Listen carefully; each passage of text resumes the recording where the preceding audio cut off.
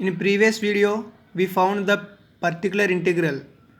Now we are solving the equations by solving and finding about the complementary function as well as the particular integral. Now we have to find the total general solution for the equation d square minus 5d plus 6 whole into y equals to 5e power 5x.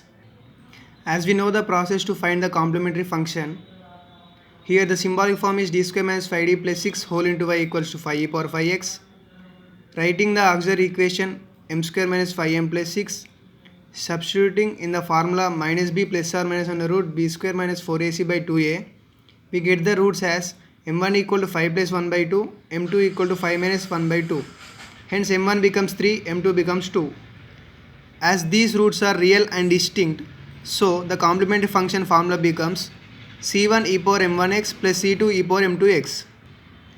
Here after substituting the values of m1 and m2, we got complementary function as c1 e power 3x plus c2 e power 2x. Now we have to find the particular integral for the question.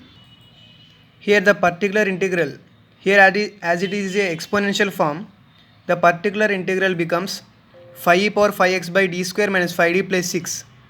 As it is e power 5x, in place of a, when we consider as e power ax, here a equals to 5, therefore substitute in place of d as 5. We get 5 e power 5x by 5 square minus 5 into 5 plus 6. Hence we get particular integral as 5 e power 5x by 6. At last, to find the general solution, we know that y equals to cf plus pi. As cf is c1 e power 3x plus c2 e power 2x and particular integral pi is 5 e power 5x by 6. Hence general solution becomes y equals to c1 e power 3x plus c2 e power 2x plus 5 e power 5x by 6.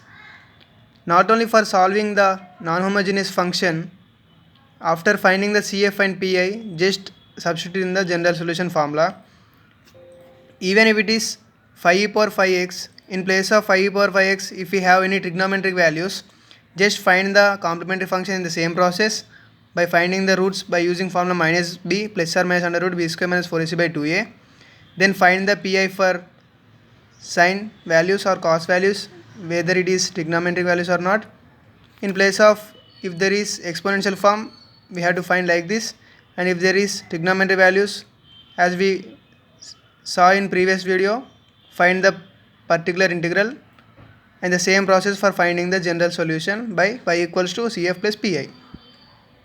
Thank you.